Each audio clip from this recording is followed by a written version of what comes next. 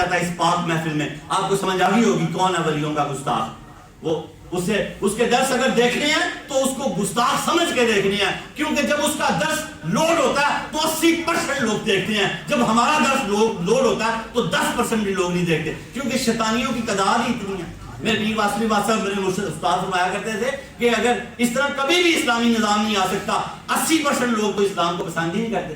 جو مولوی کو گالی نکال رہا ہوتا ہے نا, بیسک وہ اسلام کو گالی نکال رہا ہوتا ہے. سر اسلام کو تو نکال نہیں سکتا, لوگ اسے گردن لا دیں گے, وہ مولوی کو نکال کے اپنا غصہ نکال لیتا.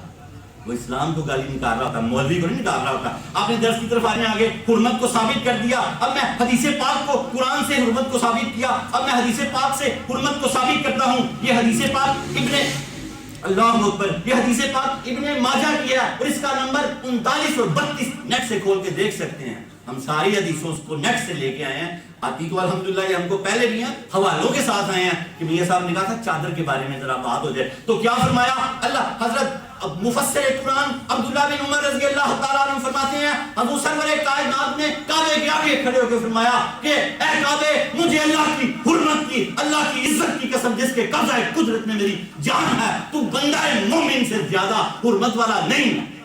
تو بندہ مومن سے زیادہ حرمت والا نہیں ہے. جب کعبے پر چادریں ڈالی ہوئی ہیں کہ وہ دوسرے مکانوں سے ممتاز ہو جائے, کیوں ہو جائے کہ وہ حرمت والا ہے, تو یہاں سے ثابت ہوتا ہے میراث پہ چادریں ڈالنی اس لیے کہ یہ بھی حرمت والے ہیں, یہ بھی حرمت والے ہیں. اسی لیے عام چادر پہ متفقہ فیصلہ ہے اہل سنت کا, چادر ڈالنا مکروہ ہے. مزارات پہ چادریں اس لیے ڈالتے ہیں کہ صوفیہ کی اور عام قبور میں فرق ہو جائے اور لوگ ان کی تعظیم اور عزت کریں. اب اور پیچھے چلیں, میں آپ کو 2500 سال پیچھے لے چلوں. طبع الخمیری ایک بادشاہ تھا, اس نے پوری دنیا کو فتح کرنے کا جب عزم کیا, عیسیٰ علیہ السلام سے 500 سال پہلے کم و بیش, حضور سے 1000 سال پہلے اور ہم سے 2500 سال پہلے کا یہ واقعہ ہے. سمجھ آ گئی؟ عیسیٰ علیہ السلام سے 500, حضور پاک سے 1000 سال. جب اس نے فتح کیا, وہ فتح کرتا کرتا مکہ تک پہنچ گیا. اس کے پاس انجیل, زبور, توریت کے وہ بے شمار عالم تھے, عرب میں سے کوئی اس کے پاس نہیں آیا سفارش کے لیے. تو اس نے نیت کر دی میں کعبے کو گرا دوں گا. جب نیت کی تو بیمار ہو گیا, ایسا بیمار ہوا خدا کی قسم کے لا علاج ہو گیا. ایک اللہ والا آ گیا, اس نے کہا میں تیرا علاج کر سکتا ہوں. پوچھا کیسے کریں گے؟ کہا تو اپنی نیت بتا, تیری نیت میں کیا خرابی تھی. اس نے کہا عرب کے کوئی بندے میرے پاس نہیں آئے مجھ سے بات کرنے, تو میں نے نیت کی تھی کعبہ گرا دوں گا. تو اس نے کہا خدا کا خوف کر, یہ اللہ کا گھر ہے, ابراہیم اور اسماعیل علیہ السلام نے بنایا, اس کی بڑی تقدس ہے, تو اللہ سے توبہ کر لے تو بھی ٹھیک ہو جائے.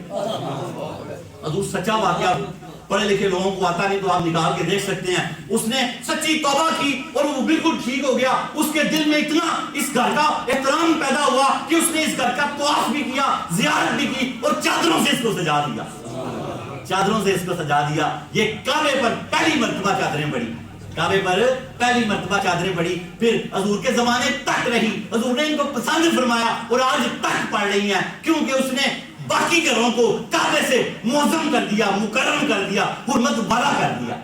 اس نے کہا یہ اللہ کا گھر ہے, اس پہ چادریں ڈالو, یہ اللہ کی نشانی ہے. تو بھائی یہ بھی تو اللہ کی نشانی ہے. صفا مروا کیا ہے؟ اللہ کی نشانی ہے.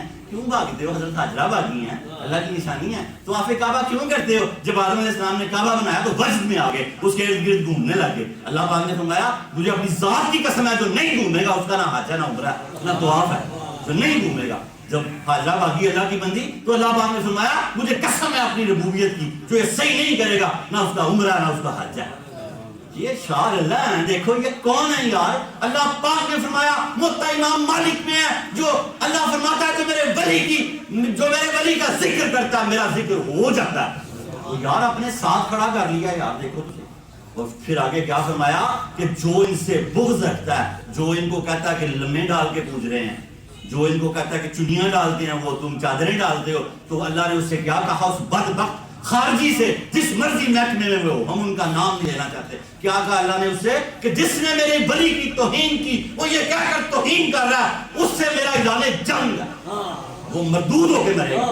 مردود کو اللہ سے لڑنے والا سود والا بھی مردود ہو کے مرتا ہے توبہ نہ کر لے تو یہ بھی مردود ہو کے مرتا ہے اگر توبہ نہ کر لے. طبع الخبیری نے جب یہ گھر بنا دیا تو 4 سوالوں نے کہا ہم نے یہاں سے نہیں جانا, حضور آنے والے ہیں. وہ خود بھی رونے لگ گیا حضور کی یاد میں. اس نے ایک خط لکھا بڑا لمبا, عشق مصطفیٰ کا مکتوب ہے, وہ 2500 سال پہلے لکھا گیا, آج سے حضور سے 1000 سال پہلے لکھا گیا. ایک ایسا خاص گھر بنایا, اس گھر والوں کو وہ خط دے دیا, کہا جب حضور تشریف لائیں تو یہ خط آپ لوگوں نے حضور کو پڑھ کے سنانا ہے. طبع الخمیری کا جب وہ خط پہنچتا اب وہ ایوب انصاری کے گھر تک چلا گیا, ان کے خاندان میں چلا گیا. حضور نے مولا علی کو بلوایا, جب پتہ لگا کہ خط ہے طبع الخمیری کا, وہ بہت بڑا بادشاہ تھا, تو حضور نے مولا علی سے کہا یہ خط پڑھیے, یہ خط پڑھیے. کعبے کو سجا دیا گلاب سے. آگے چلیں, آپ کو بہت لطف آئے گا, بس سمیٹنے لگا ہوں, چھوٹی چھوٹی باتیں ہیں, زیادہ نہیں ہیں, منت کے حوالے سے ہے.